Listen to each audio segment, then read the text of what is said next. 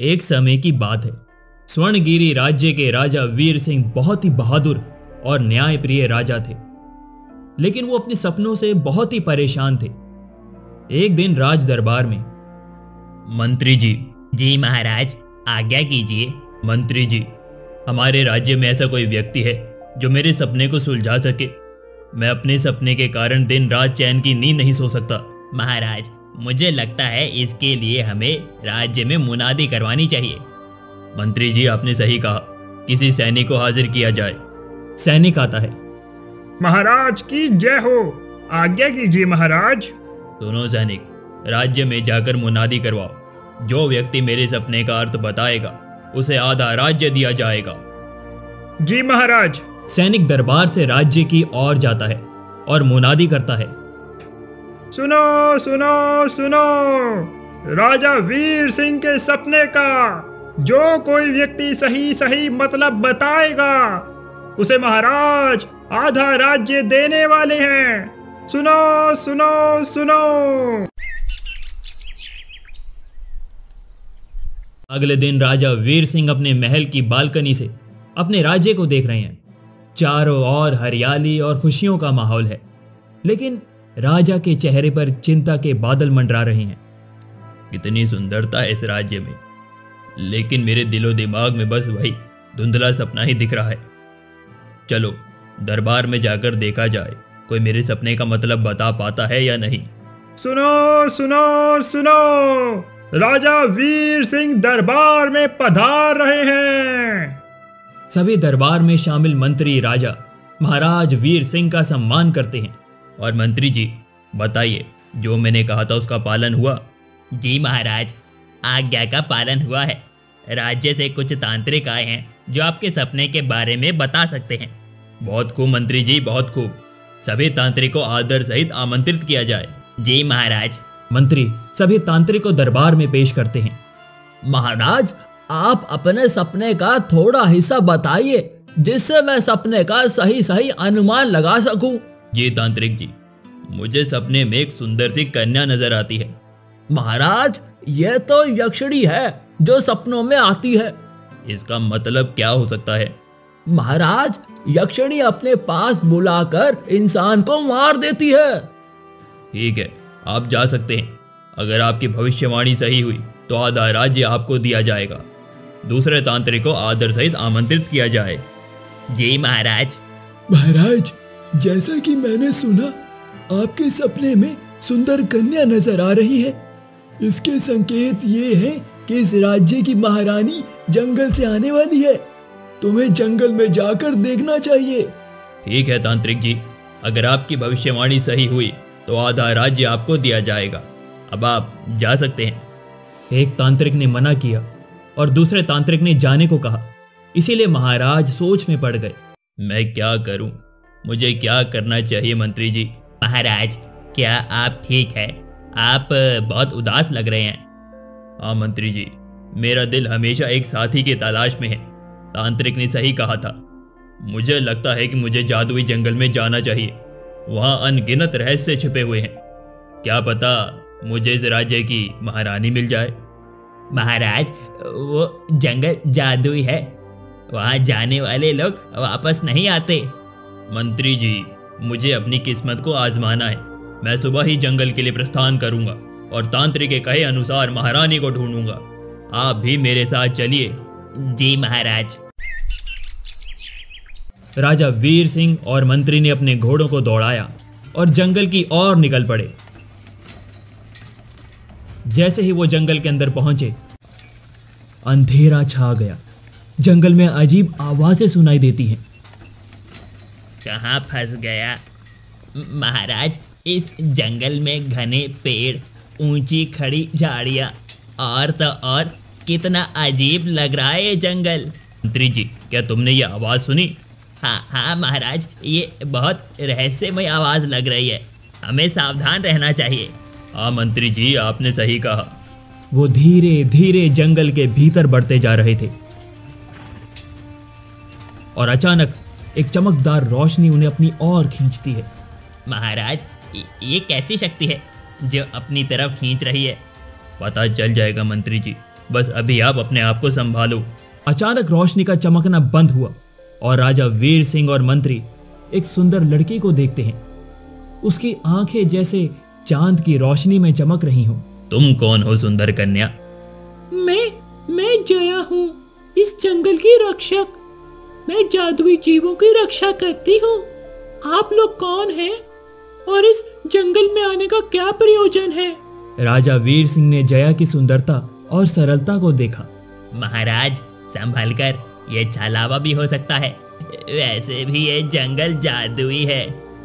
राजा वीर सिंह से रहा नहीं गया और राजा बोलने लगे, क्या तुम मेरे साथ चलोगी सुंदर कन्या? मैं तुम्हें अपने राज्य ले जाना चाहता हूँ। महाराज, मैं अपनी जिम्मेदारियों को नहीं छोड़ सकती, इसीलिए मैं तुम्हारे साथ नहीं आ सकती। मना मत करो सुंदर कन्या, मैं तुम्हें अपने राज्य की रानी बनाना चाहता हूँ। क्या तुम मुझसे शादी करोगी? हाँ, मैं तुमसे शादी करूंगी। हाँ, लेकिन अगर मुझे जंगल की जिम्मेदारियां खींच कर लाएंगी तो मैं अपने आप वापस आ जाऊंगी। तीनों राजमहल में पहुंचते हैं। राजा वीर सिंह और जया का विवाह धूमधाम से होता है। चारों ओर उत्सव का माहौल है। महल की सजावट और बैंड की धुनें सबको मंत्रमुग्ध करती हैं। मंत्री जी, आज का दिन मेरे जीवन का सबसे खुशी का दिन है। महाराज, आपकी खुशी में ही हमारी खुशी है। आज हमें हमारी महारानी मिल गई है। महाराज, मैं आपके साथ हमेशा रहूंगी और हम इस राज्य में प्रजा की खूब सेवा करेंगे। मंत्री जी, हम बहुत खुश हैं। जैसा कि हमने आधा राज्य देने की बात कही थी, वही घड़ी आ चुकी है। सम्मान सहित उन तांत्रिक बाबों को हाजिर किया जाए। जी महाराज। महाराज, मैंने जैसा कहा था वैसा ही हुआ ना? अब आपकी बारी। हाँ तांत्रिक जी, मैंने तुम्हें आधा राज्य दिया। अब आप जा सकते हैं और आज की सभा दरखास्त होती है। कुछ साल बाद राजमहल में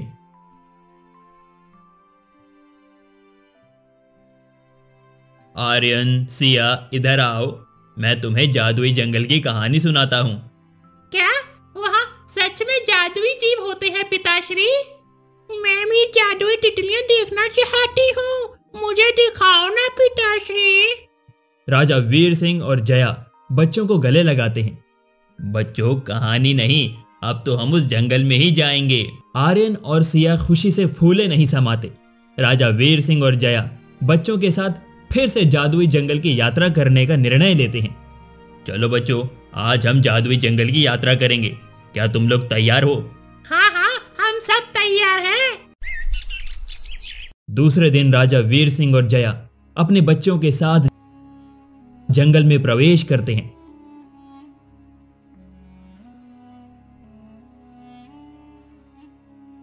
उन्हें वहां एक साधु बाबा दिखाई देते हैं।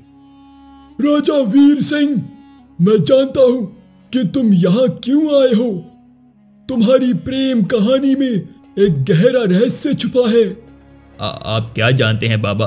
इस जंगल में एक जादुई शक्ति है, लेकिन उसे संभालना आसान नहीं है। तुम्हारी पत्नी जया इस शक्ति की चाबी है, तुम्हें एक दिन जरूर बचाएगी। बाबा, क्या हम भी उस शक्ति का सामना कर सकते हैं? बताओ ना। हाँ बच्चों, लेकिन तुम्हें सावधान रहना होगा। राजा वीर सिंह और जया बच्चों के साथ जंगल में आगे बढ़ते हैं। क्या हमें इस शक्ति का सामना करना होगा? क्या मुझे अब हमेशा के लिए जंगल में रहना होगा? मेरे बच्चों का क्या होगा? इतना कहते ही वो आगे जंगल के भीतर पहुंच जाते हैं, जहां उन्हें एक पुराना मंदिर दिखाई देता है। क्या वहाँ कोई खजाना है? हाँ, हमें वहाँ जाना चाहिए। नहीं बच्चों, ये जंगल बहुत ही रहस्यमय है, हमें सावधानी से जाना होगा। वो मंदिर के भीतर जाते हैं और एक प्राचीन पुरानी पुस्तक पाते हैं, जिसे राजा वीर सिंह और जया पढ़ते हैं। यहाँ लिखा है कि जंगल की शक्ति एक जादुई मोती में छिपी है, लेकिन वो मोती केवल सच्चे प्रेमियों के लिए ही खुलता है। महाराज, हमें उस मोती को प्राप्त करना होगा, तभी मैं आपका जन्म भर साथ दे सकती हूँ। राजा वीर सिंह और जया मोती की ओर बढ़ते हैं और पीछे पीछे बच्चे आते हैं। महाराज, क्या हमें वो मोती मिल जाएगा? हाँ महारानी, हमारा प्रेम सच्चा है, हमें वो मिल जाएगा। जंगल के अंदर कुछ ही दूरी पर उन्हें मोती दिखाई दिया। महाराज चलो हम उस मोती को पकड़ें। हाँ महारानी, और बच्चों तुम यहीं खड़े रहो। जैसे ही वो मोती को छूते हैं, एक तेज रोशनी चारों ओर फैल जाती है। हाँ, मुझे लगता है कि मुझे इस जंगल की शक्ति को संभालना होगा, नहीं तो हम मर सकते हैं। मैं तुम्हारे साथ हूँ जया, हम इसे मिलकर करेंगे।